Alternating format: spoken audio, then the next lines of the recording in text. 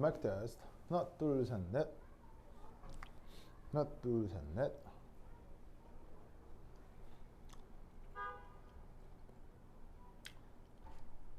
하나, 둘, 셋, 넷. 오우, 반가워요. 동훈아, 소리 잘 들어가요? 마이크 테스트. 하나, 둘, 셋, 넷. 하나, 둘, 셋, 넷.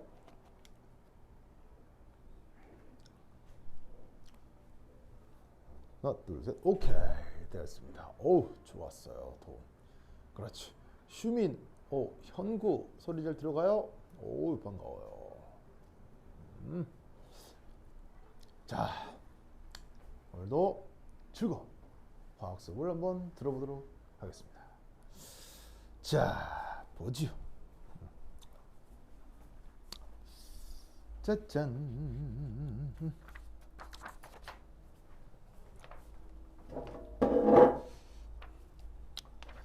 자,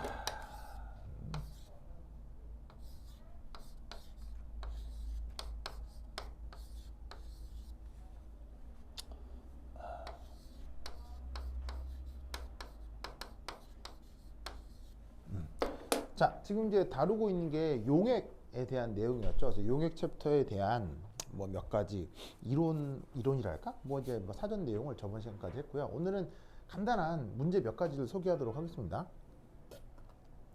이게 또 의외로 그 용액이 입시에 나올 때는 그렇게 어렵지가 않거든요. 저때 말씀드렸다시피 특히 이제 용액의 총괄성 관련해서 몇 끓는 점 오름, 원은 점 내립, 삼투압 뭐 관련된 수식 있죠. 그거 외워서 그 뭐 간단한 계산 문제 풀 수 있으면 되는 정도로 나오니까 크게 어렵진 않은데 뭐 그렇다고 해서 그냥 뭐 너무 쉬운 것만 할 수는 없고 뭐 너무 쉬운 것만 할 거면 뭐 수업 들을 이유가 없잖아요. 그래서 이제 뭐 그나마 조금 좀 약간 트리키한 거 그런 거 몇 개 좀 얘기해 보도록 하겠습니다. 그래서 오늘은 몇 번을 볼 거냐면요. 15번. 15번. 이 문제 한번 살펴봅시다. 교재로는 8페이지 있어요. 보세요. 8페이지에 보시면 15번이 있는데 15번 이게 이제 뭐냐? 보러 용액의 총괄성 요것이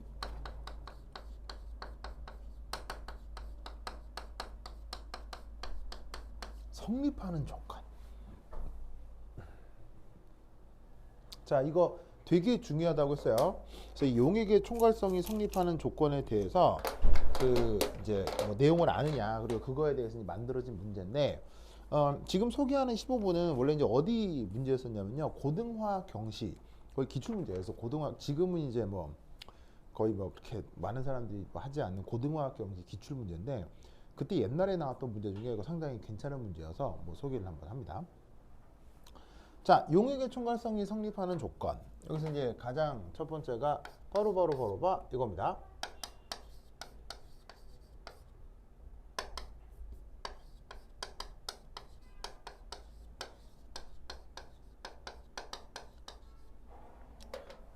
용액의 총괄성이 성립하는 조건은 저번 시간에도 말씀드렸다시피 바로 이상적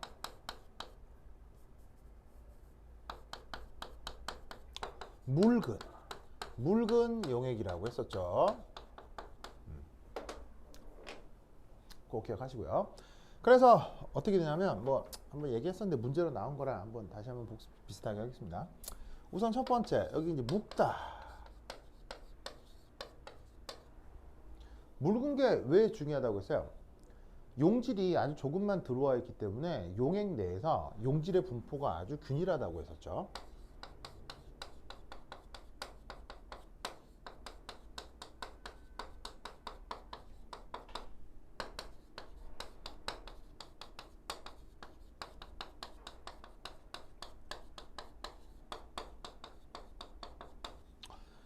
용질의 농도가 진해지기 시작하면 용액 내에서도 용질 상호작용이 나타나겠지만 묽다라고 하면 용질 주변에 용매가 그냥 무조건 둘러싸일 테기 때문에 용질 주변 화학적 성격이 거의 일정하게 유지가 됩니다. 그래서 수학적 처리가 편해지기 때문에 이 이상적 용액의 총괄성을 따질 때는 반드시 무가 됩니다. 반드시 무가 돼요. 그다음 이제 두 번째 아이디얼. 자, 이상적이다. 이게 뭐였냐면요. 바로 첫 번째일 용질의 경우 무슨 법칙이 성립하고 바로 헨리의 법칙. 두 번째 용매에는 뭐가 성립하고 라울의 법칙.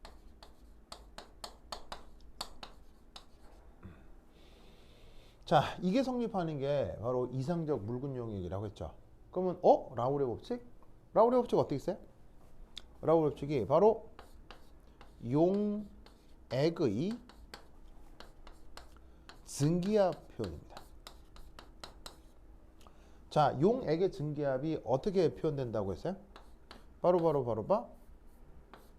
용매의 순수한 상태 증기압에다가 용매의 몰 분율 더하기 용질의 순수한 상태의 몰 분율에다가 용질의 몰 분율 곱해서 더한 거. 이걸 바로 증기압이라고 했었죠. 명심하세요. 물론 이때 용질은 성격이 뭐였어요? 비휘발성. 그래서 용질 자체가 비휘발성이기 때문에 꼭 비휘발성이어야 됩니다. 비휘발성이어야 됩니다. 비휘발성이어서 여기에 있는 이제 용질의 순수한 상태 증기압이 0이라서 이게 하필 이제 용매의 증기압만으로 용액의 이제 증기압이 표현되는 건데 그건 이제 나중 문제고 어쨌거나 용매 입장에서 혹은 용액 전체의 증기압이 이렇게 라울의 법칙을 따른다라고 하는 건 바로 이거 바로 산술 평균.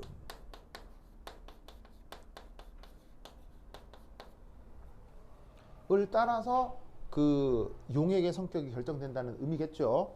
비휘발성에서 0이 되는 건 나중 문제고 어쨌거나 별량의 확률을 곱해서 더한 거니까 산술 평균을 통해서 용액의 성격이 결정되는 것.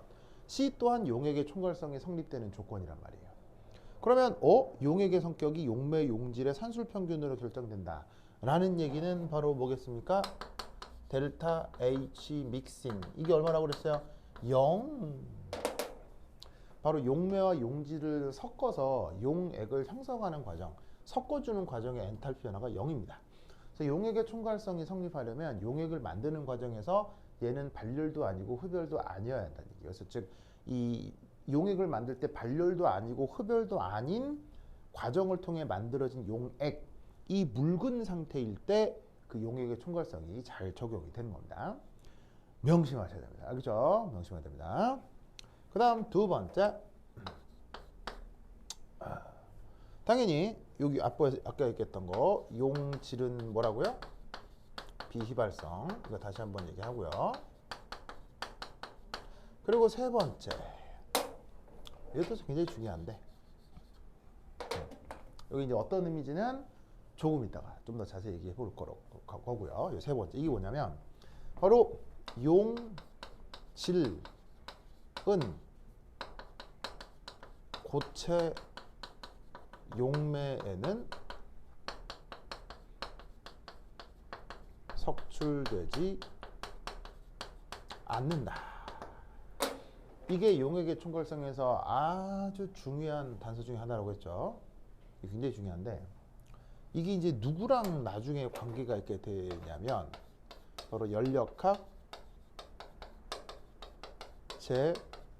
제2법칙과 아주 밀접한 관계가 있습니다. 콜수 9가 연력학 제2법칙에 대한 건데 그 연력학 제2법칙 할 때 이 용액의 총괄성을 다시 한번 얘기하겠습니다. 연력학 관점에서 연력학 그 용액의 총괄성이 어떻게 증명되는지를 좀 살펴보도록 할 거예요. 그건 나중에 얘기를 할 거고. 어쨌거나 이런 조건을 만족하는 게 용액의 총괄성이 성립하는 조건이라고 했죠? 굉장히 중요합니다. 그래서 이것으로부터 이제 주어진 문제를 풀어보자 이런 말이죠. 그럼 15번에 보면 문제 풀이를 해봅시다. 문제 풀이 해봅시다. 그럼 이제 1번. 자, 용액의 총괄성이 이뭐 관련된 거 성갈성과 관련 없는 거 고르래요. 1번 낮은 용질 농도. 맞아? 용액의 총괄성 낮은 용질 농도. 바로 봐. 낮은 용질 농도 맞죠? 어디 갔어? 아니 뭐야 묽은. 그래서 용질의 농도가 낮아야 묽은 용액이 되니까 낮은 용질의 농도 1번 맞죠? 그다음 두 번째 이 용액 내에서의 입자들 사이의 작은 인력 맞나요? 용액 내에서 입자들 사이의 인력이 크냐 작냐와 용액의 총괄성은 무관하죠. 왜? 용액의 총괄성은 용매와 용질의 상호작용을 산술평균을 통해 나타낸 용액에서 나타나는 게 용액의 총괄성이란 말이에요. 즉 용매끼리의 인력이 어떻건 용질끼리의 인력이 어떻건 걔네들을 산술평균에서 나타낸 어떤 상호작용이 나타나는 걸 그런 용액에서 용액의 총괄성이 성립하기 때문에 이게 이 안에서 용매끼리 인력이 강하건 약하건 용질끼리 인력이 강하건 약하건 혹은 용매와 용질 사이의 인력이 약하건 강하건이 중요한 게 아니라 그게 전후에 산술평균으로 설명이 되냐 안 되냐가 용액의 총괄성이 성립되는 조건의 가장 중요한 요소인 거예요. 그러니까 용액 내에서 입자들 사이의 인력이 크냐 작냐는 용액의 총괄성하고 무관한 거죠. 인력이 커도 용액의 총괄성을 만족할 수 있고 만족 안 할 수도 있고요. 인력이 작아도 용액의 총괄성을 만족할 수도 있고 안 할 수도 있는 거니까 2번은 관계가 없는 거죠. 이해하셨죠? 그 다음 3번 작은 엔탈피 변화. 작은 엔탈피 변화 뭐예요? 작은 엔탈피 변화 바로 요거 용매와 용질을 섞었을 때 엔탈피 변화가 0이다. 발열도 아니고 흡열도 아니다. 이거를 엔탈피 변화가 작다 이렇게 표현한 거예요. 당연히 3번 맞는 말이고요.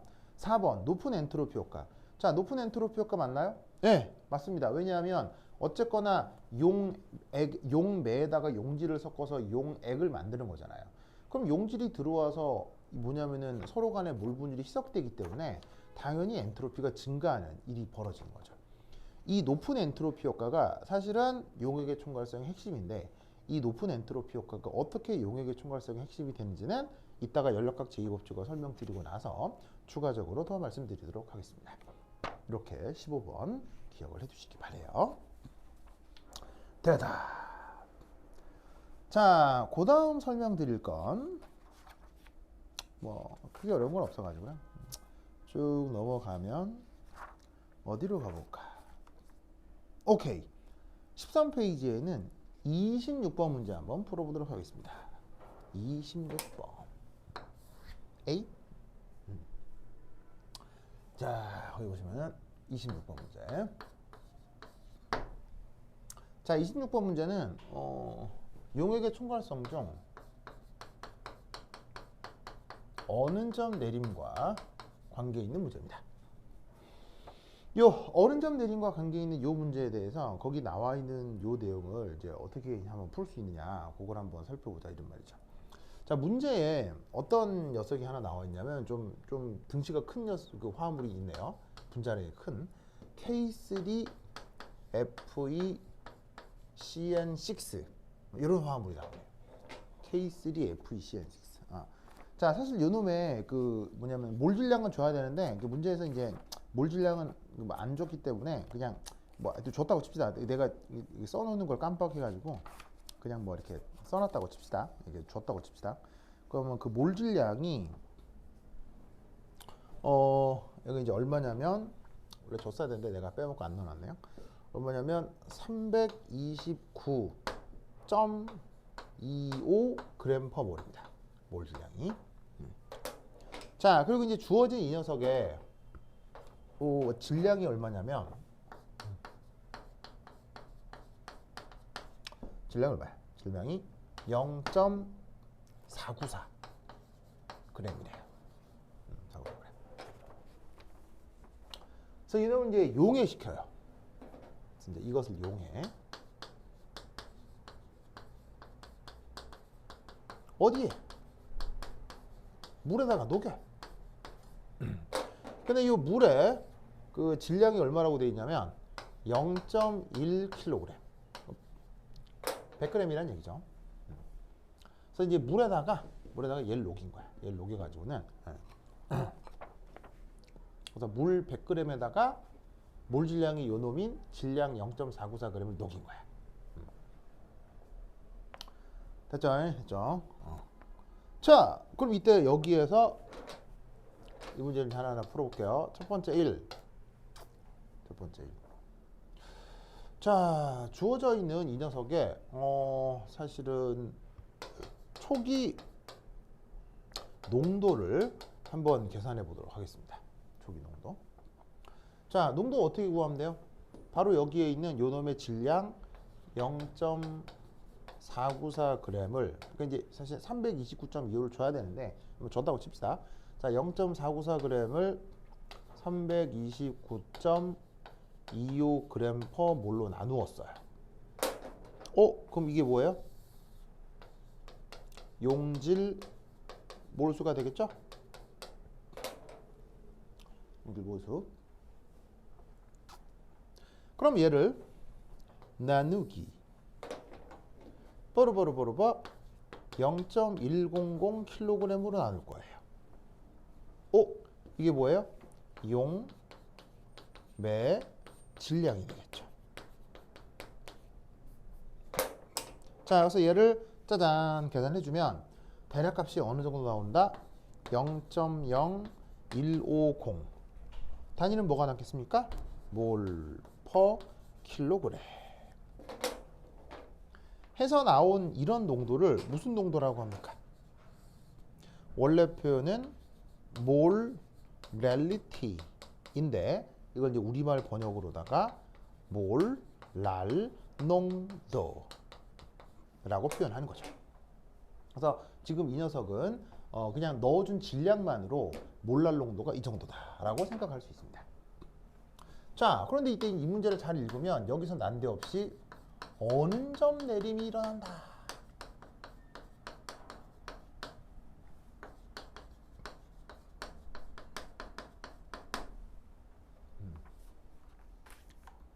어느 점 내림이 일어난다. 자, 그럼 이때 어느 점 내림이 왜 일어나느냐?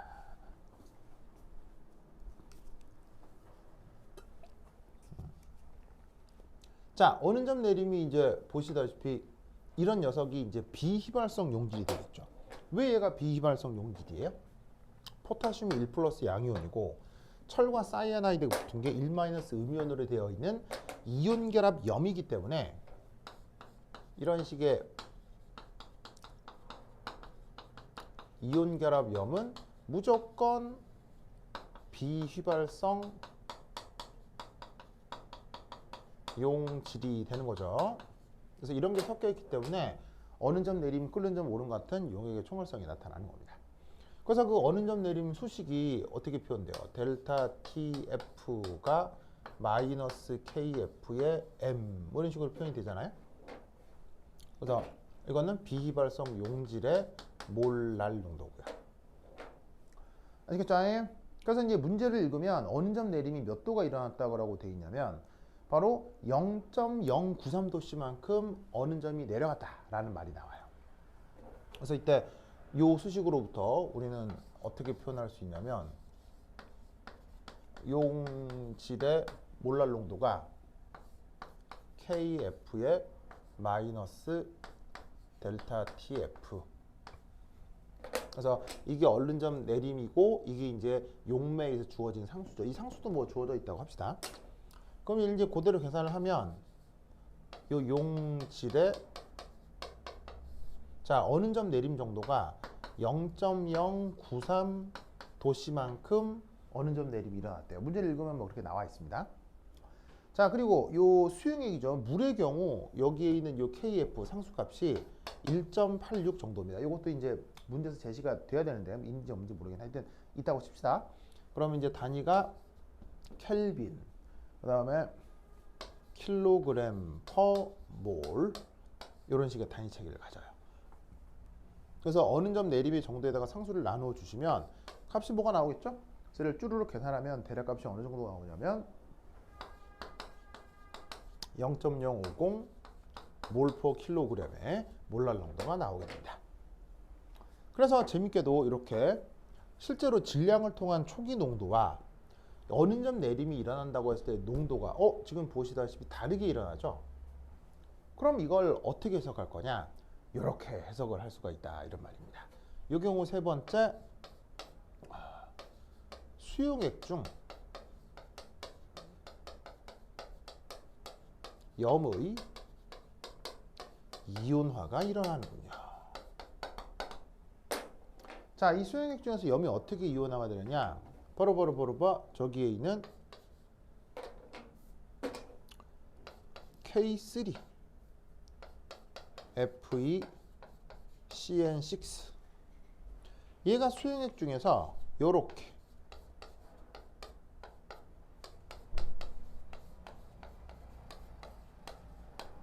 이렇게 양이온하고 음이온하고 이온화가 되는 거죠. 아까 이게 여기서 3-로 바꾸겠습니다. 자, 그러면 얘를 어떻게 해석을 해야 되냐면, 자, 초기 조건에서 원래 질량으로 넣어준 거는 0.0150이 맞거든요. 그럼 이제 반응을 해요. 뭐 이온화를 하겠죠. 얼마나 이온화를 하냐면 X만큼 이온화를 한다고 칩시다. 그럼 나머지 얘들은 어떻게 되냐면 얘는 화학양분의 개수가 3이니까 3X만큼 얘는 X만큼. 그래서 최종 평형 상태에서는 어떻게 될 거냐면 0.0150 뿌액이 X 얘는 각각 3X, X가 되는 거죠. 아시겠죠? 그래서 이 최종 상태에 남아있는 이 모든 것들 얘도 사실은 다 비발성 용질이잖아요. 그럼 얘를 다 더한 것 더해 그게 뭐랑 같다는 얘기예요? 요놈이랑 같다 이런 말이죠. 아시겠죠? 그럼 이때 이 x를 구하면 어느 정도 값이 나오겠습니까? 실제로 계산을 하면 얘 더한 게 0.050이다. 뭐 간단한 뭐 2차 방정식 풀면 2차 방정식이래. 간단한 게 뭐냐면은 그 방정식 풀면 되잖아요. 그럼 x가 뭐로 나오냐면 근데 해보니까 0.0117 뭐 이 정도가 나와요.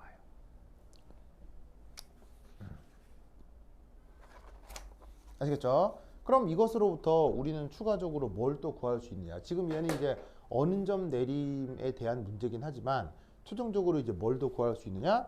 0.0150 넣어준 것 중에서 0.0117만큼 이온화가 진행이 된 거니까 바로 여기에서 이온화도를 계산할 수가 있는 거예요. 그래서 이 경우 이온화도 알파를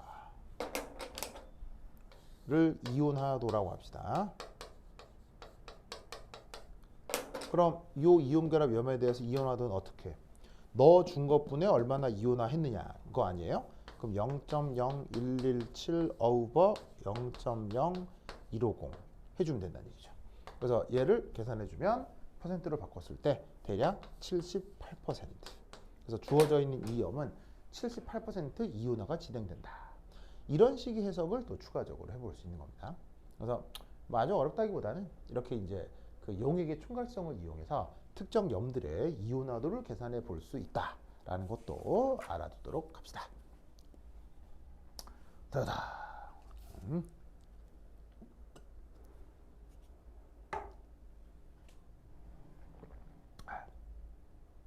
자, 그 다음에 볼 건 30번. 30번.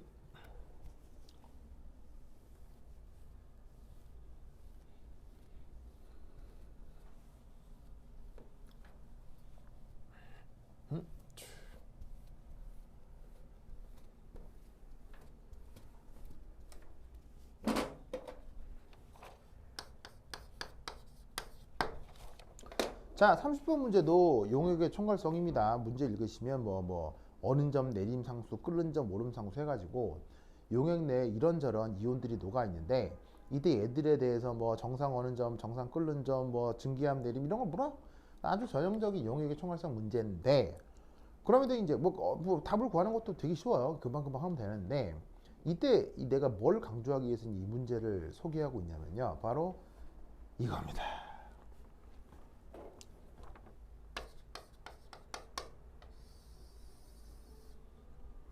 자, 이온들이 소디움, 맥니시움, 염소, 그다음에 황산, 이런 이온들이 있습니다. 얘네들이 뭐 짬뽕되어 있는 용액이라 합니다. 자, 근데 이때 얘네들의 농도가, 그게 뭐 지금은 몰랄 농도로 주어져 있는데, 뭐 몰랄 농도가 뭐 아니면 뭐 몰 농도가 뭐 상관은 없어요. 상관은 없는데 하여튼 몰랄 농도로 주어져 있는데 그 값이 대략 0.065, 0.030, 그 다음에 0.085, 0.020입니다. 이렇게 주어져 있습니다. 자, 그럼 이때 여기에서 이렇게 농도들이 주어져 있는데 이 문제에서 묻고 있는 건 아니지만 되게 묘하게도 요 네 개의 농도 사이에는 어떤 수리적 관계가 성립합니다. 사실은 이걸 몰라도 이 문제를 풀고 답을 구하는 건 큰 문제가 아니지만 묘하게도 요 농도들 사이에 어떤 수리적 관계가 성립합니다. 그래서 수리적 관계를 아시겠어요? 바로 이렇게 되죠. 0.065, 0.030, 0.085, 그 다음 0.020. 이 사이에 무슨 수리적 관계가 성립하느냐 면 바로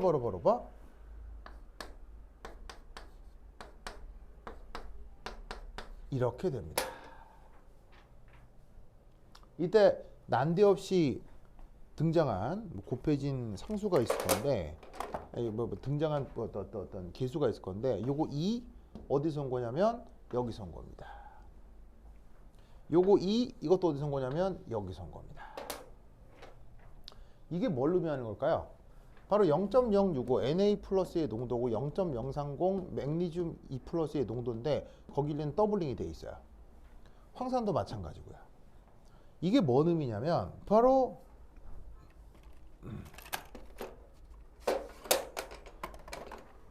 여기서부터 여기까지가 이게 바로 용액 내 총 전하량이죠. 양 전하량이죠. 이런 소디움 같은 경우는 그 이온 하나가 1 플러스 전하를 보여줄 수 있잖아요. 그러면 그 양이온 자체의 농도가 바로 양 전하량이라고 할 수 있죠. 근데 여기는 2 플러스 양이온은 하나가 있어도 전하량이 더블링이 되니까 전체 용액 내 총 전하량은 그 농도의 2배다. 이렇게 생각할 수가 있죠. 그럼 마찬가지로 이쪽도 뭐겠어요? 바로 용액 내 총 전하량이겠죠. 그게 같네? 이 같은 게 뭐겠어요? 같은 게. 바로 모든 수용액은 전기적으로 중성이라는 얘기예요. 이건 단 하나의 예외가 있을 수 없습니다. 모든 수용액은 전체적인 전하가 무조건 중성이어야 됩니다. 그걸 보여주는 내용이죠. 이걸 다른 말로 이렇게 표현하기도 합니다. 바로 전하량 보존이다.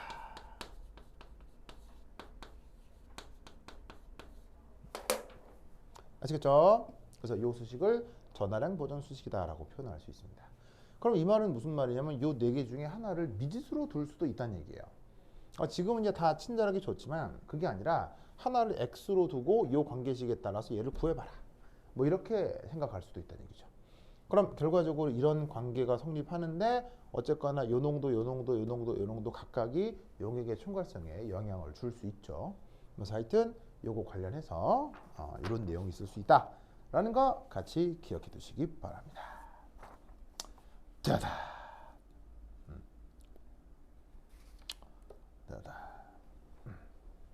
30번 됐고요. 자, 정리하세요. 자, 그 다음 뭘 해볼 것이냐. 바로 33번 해보도록 하겠습니다. 33번. 해보자. 33번.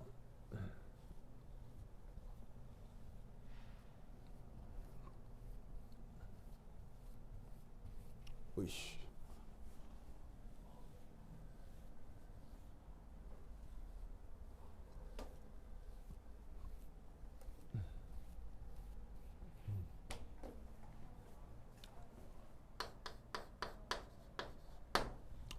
좋아. 지금까지 잘 들렸겠지? 오케이. 뽕. 시험장에 계산기 가지고 갈 수 있나요? 절대 불가하죠. 네. 입시에서는 계산기가 절대 불가합니다. 계산기를 가지고 가는 순간 바로 퇴장입니다. 헉헉, 헉헉. 네. 그래서 실제 시험장에서 맞닥뜨리는 계산 중 조금 힘든 계산도 있을 수 있습니다. 그런데 그거마저 다 하라는 얘기입니다. 그래서 내가 그거 학생들 면접 지도 같은 걸 하면요, 뭐더라? 이렇게 실제로 기출 문제로 나온 건데도 계산하는 문제에서 계산을 하지 않고 그냥 그 면접장에 들어와서 이 숫자들을 이렇게 조합하면 답이 나옵니다 하고 실제 계산 안 하고 그냥 수식만 뜩 써놓고 말로 설명하는 학생들이 있거든요. 100% 감점이에요. 그 계산 문제가 나오면 실제 시험에서 무조건 성실하게 끝까지 다 계산하셔야 됩니다. 손으로 다 하셔야 됩니다. 입시는 그 계산 과정도 다 입시입니다. 그래서 계산기 못 가져가니까 계산이 조금 힘든 게 나올 수, 약간 이렇게 힘든 것도 아니고 그냥 지저분하게 나올 수 있어요. 그때 그거 뭐냐면은 성실하게 할 수 있는 데까지 끝까지 다 계산하셔야 됩니다. 좋았어. 네. 어쨌거나 지금까지 소리 잘 들어갔죠? 잘 들어갔죠? 자, 봅시다. 아이고.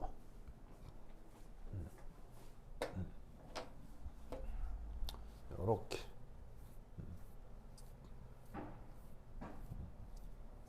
계산기를 가지고 갈 수 있느냐. 그럼 이제 만약에 이제 계산기에 여러 가지 그 저장 모드가 있기 때문에 거기에 이제 특별한 사실을 저장해 놓을 수도 있는 건 모르시고. 그 다음에 만약에 저장기가 인터넷이 되면 어떻게 되죠? 아니, 계산기에 인터넷이 되면? 그럼 시험 치다가 모르면은 이제 구글에 물어보는 거지. 위키피디아에 물어보고. 좋은데? 여하튼 곤란할 수 있다. 좋습니다. 네. 자, 그 다음. 33번. 자, 33번에 어떤 그래프 하나가 나오는데요. 아세트산 수용액의 어느 점 내림이랍니다. 아세트산 수용액의 어느 점 내림.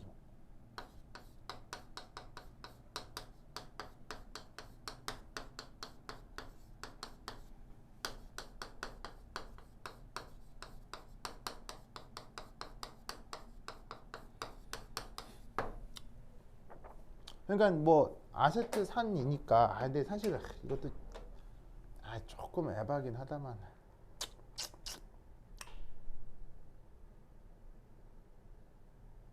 문제가 그렇긴 한데 그냥 아세트산을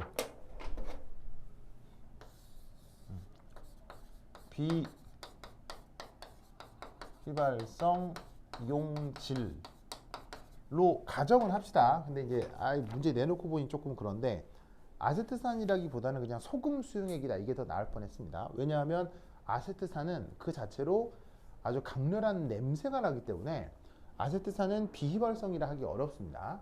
근데 이제 이 문제가 그냥 성립한다고 치고 비휘발성 용질로 가정합시다. 아세트산은 정말 아주 강렬한 냄새가 나죠. 그 자체로도. 그래서 이제 사실은 휘발성이 맞는데 그럼 용액의 총괄성이 성립하지 않거든요. 근데 이제 뭐 문제가 용액의 총괄성 성립한다고 가정해야 되니까 아세트산은 비휘발성 용질이라고 합시다. 그래서 좀 더 좋게 바꾸려면 소금이 더 낫습니다. NaCl 이런 거요. 뭐 어쨌건 성립한다고 치고, 자, 거기에 나와 있는 그래프를 좀 해석을 해보도록 하겠습니다. 자, 짜잔. 연도.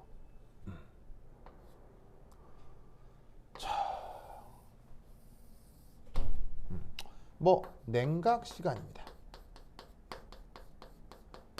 시간에 따라 어쨌건 온도가 내려가는 것으로 보아 뭐 어쨌거나 이건 냉각 시간이다 이렇게 생각해 볼 수가 있습니다. 자, 그럼 이때 여기서 온도를 낮춰감에 따라서 이제 시간에 따라 온도가 이제 어떻게 되느냐를 묻는 건데, 자, 뭐 예를 들어 이런 거겠죠?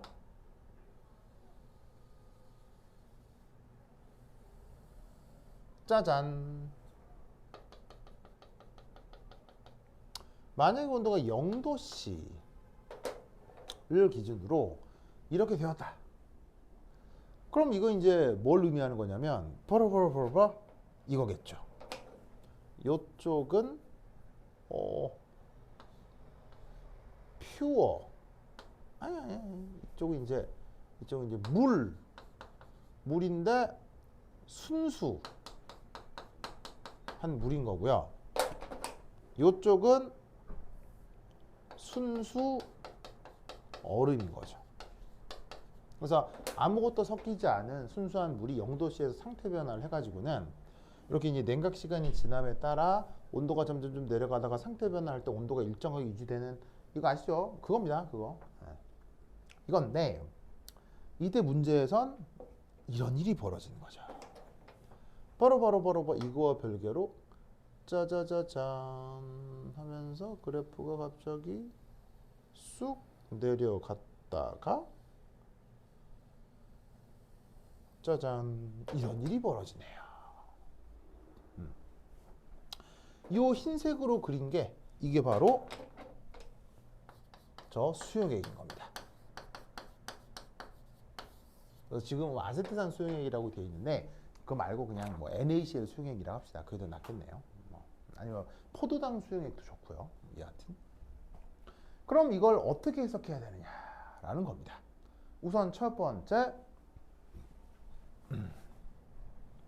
여기 지금 그래프가 이렇게 갔다가 뭔가 움푹 들어갔다가 다시 이런 식으로 안정화가 되고 있죠. 이때 우리는 이 데이터를 어떻게 해석해야 되냐면 바로 여기서 뚜두두두두두두 이렇게 외삽을 하셔야 됩니다. 이 구간에서. 그럼 외삽을 해서 여기 딱 만나는 요점 있죠. 요점.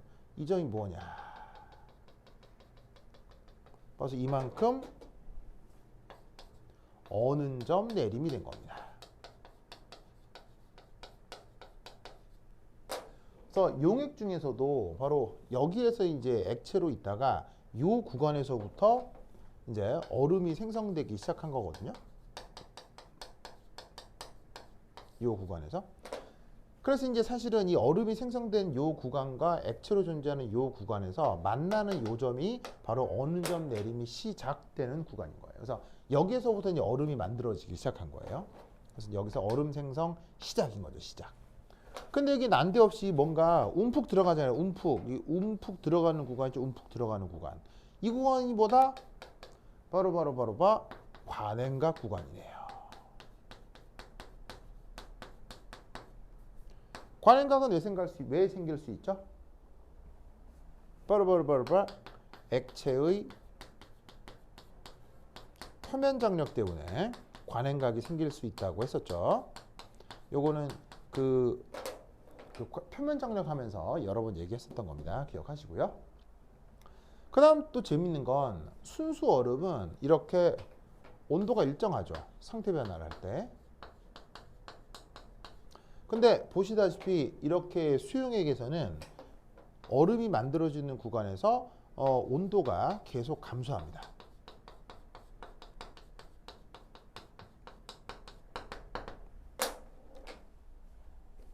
계속 감소합니다. 자, 왜일까요?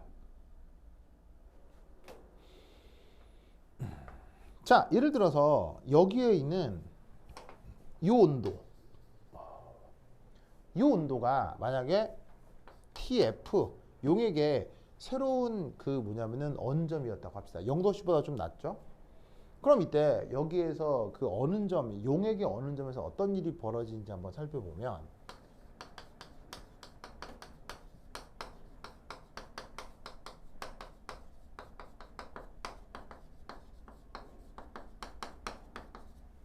자, 이렇게 됩니다.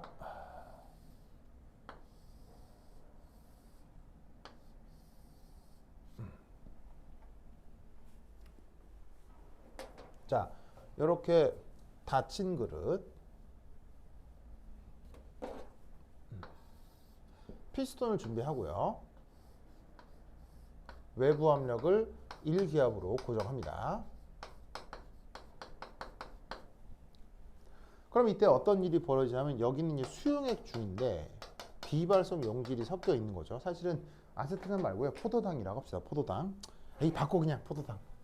포도당. 포도당 수용액이라고 합시다.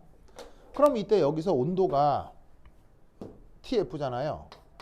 그럼 딱 어떤 일이 벌어지냐면 이 순간에 짜잔 요렇게 극소량의 아이스가 생성되기 시작하는 거예요. 그 온도가 TF라고요.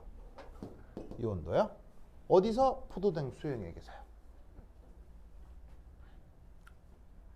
무슨 뜻인지 알겠죠? 그럼 이때 어떤 일이 벌어지냐면 이런 일이 벌어지는 거죠. 이 냉각이 계속됨에 따라 자, 압력은 계속 1기압으로 고정된다고 했어요. 점점 이 아이스가 어떻게 되겠어? 아이스가 점점점 성장하기 시작하겠죠? 여기는 계속 여전히 수용액이고요. 알겠죠? 냉각을 하면 이 수용액이 지금 리퀴드인데 리퀴드의 분율은 점점점 줄어들고 고체가 점점 이제 성장할 거 아니에요. 냉각을 시키면. 이때 이제 묘한 게 바로 이겁니다. 요 아이스가 퓨어 상태라는 얘기죠. 순수한 아이스. 퓨어라는 게 무슨 말이냐면 바로 이 안에는 no 용질이 전혀 포함되지 않습니다. 아까 뭐라 그랬어요? 용액의 총괄성이 성립하는 조건이 뭐라 그랬습니까? 바로 질은 어디에만 녹는다? 용질은 오직 용액 액체에만 녹는 게 용질이라고 했었죠. 고체 용매는 용질이 녹지 않는다고 했었죠. 그게 용액의 총괄성이 성립하는 조건이라고 했죠. 그래서 어떻게 했냐면 이렇게 얼음이 순수한 상태로 석출이 되고 여전히 비휘발성 용질은 수용액이 계속 녹아있게 되는 겁니다. 그럼 어떻게 되냐면 이 수용액 내 용질의 농도는 계속 증가하는 거죠. 용질의 농도가 계속 증가하는 건 바로 용액의 엔트로피가 계속 증가하는 것을 뜻합니다. 그러면 그 덕에 어는 점 내림은 더 강하게 일어나겠죠.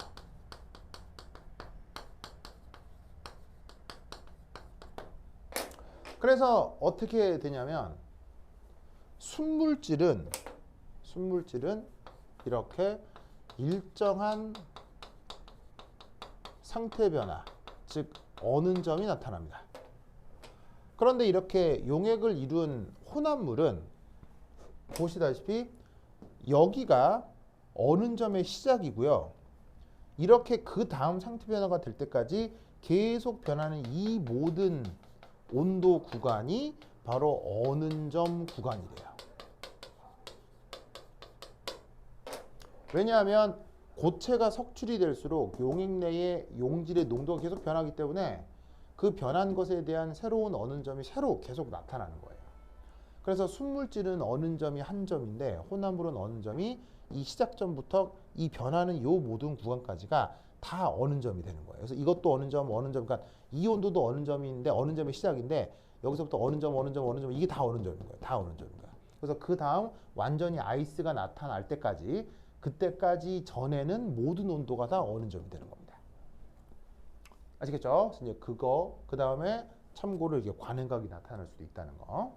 그래서 용액에다가 물리적 충격을 주지 않고 조용한 상태에서 이 용액을 냉각을 시키게 되면 상태 변화를 시키게 되면 이렇게 관행각이 나타날 수도 있다고 했죠. 이것도 이제 참고로 같이 알아두시기 바랍니다.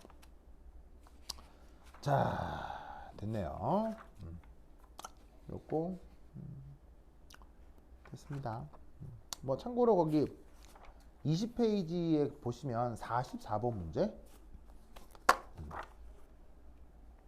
20페이지 가시면 44번 문제에는 또 뭐 서울대에서 냈던 그 입시 문제가 나오는데요. 이것도 그 삼투압 문제가 44번에 나옵니다. 이제 보시면은 뭐 효소 넣었을 때, 뭐 NaCl 넣었을 때 삼투압 계산해라, 뭐 이런 말이 나오네요. 그래서 뭐 삼투압 뭐 파이 이퀄 CRT 그 계산하는 문제가 나왔습니다. 그 수식만 알고 대입만 하면 되니까 크게 걱정 안 하셔도 되고요. 뭐 이용객과 관련해서는 뭐 그렇게 특별히 더 어려운 문제가 없네요. 되다. 좋아. 뭐 추가로 더 소개할 용액 문제는 없는 것 같아요. 오케이. 이렇게 코र्스 8이 끝났습니다. 그래서 코र्스 8은 아까도 얘기했듯이 뭐 되게 뭐 그 다양한 그 뭐 문제보다는 용액의 총괄성 위주로 나오니까 계산 실수만 하지 않으시면 어렵지 않게 다 풀 수 있을 것 같습니다. 됐다. 자, 이렇게 8장을 마치겠습니다. 자, 그 다음 이제 9장, 코र्스 9인데, 챕터가 넘어가니까 한번 끊었다 가도록 하겠습니다. 조금 이르긴 한데, 한 10분 쉬었다가 코र्스 9로 넘어가도록 하겠습니다. 그러면 한 10분 쉬었다 하도록 하겠습니다. 화장실 갔다 오세요.